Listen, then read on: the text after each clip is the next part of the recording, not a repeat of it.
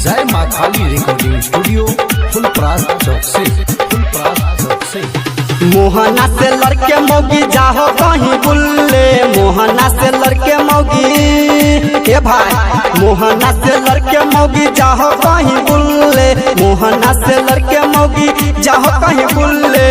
अपने तो फीट फाट बेटा गोरा खुल्ले, अपने तो फीट फाट बेटा गोरा खुल्ले। चप्पल लेके जाहो लखना पीछे से ही हुल्ले, चप्पल लेके जाहो लखना ए भाई, चप्पल लेके जाहो लखना पीछे से ही हुल्ले, चप्पल लेके जाहो लखना पीछे से ही हुल्ले।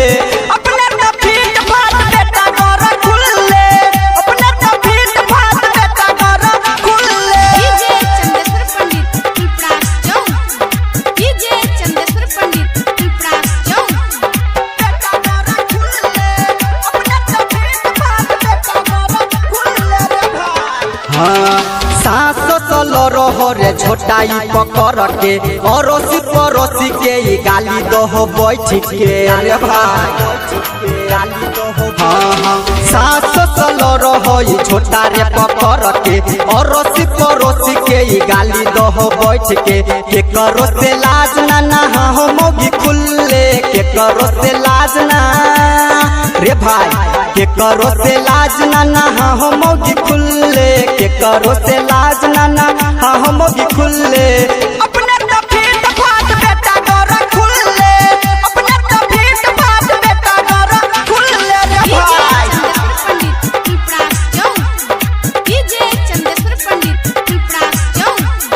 बेटा गोरा खुल्ले, अपने तो फीट फाट बेटा गोरा खुल्ले रे भाई। हाँ के करो से डर नहीं करो हो नटिनिया, रमेश के दिहली तो पेन्हो हो नथुनिया, के करो से डर नहीं करो हो नटिनिया, रमेश के दिहली तो पेन्हो हो नथुनिया। दिनेश के कोहराबा में रहो मौगी झुल्ले, दिनेश के कोहराबा में रे भाई, गणेश के कोहराबा में रहो मौगी झुल्ले, गणेश के कोहराबा में रहो मौगी झुल्ले। अपने तो फीट फाट बेटा गोरा खुल्ले, अपने तो फीट फाट बेटा गोरा खुल्ले। मोहना से लड़के मौगी जाहो कहीं बुल्ले, मोहना से लड़के मौगी ए भाई, मोहना से लड़के मौगी जाहो कहीं बुल्ले, मोहना से लड़के मौगी जाहो कहीं बुल्ले।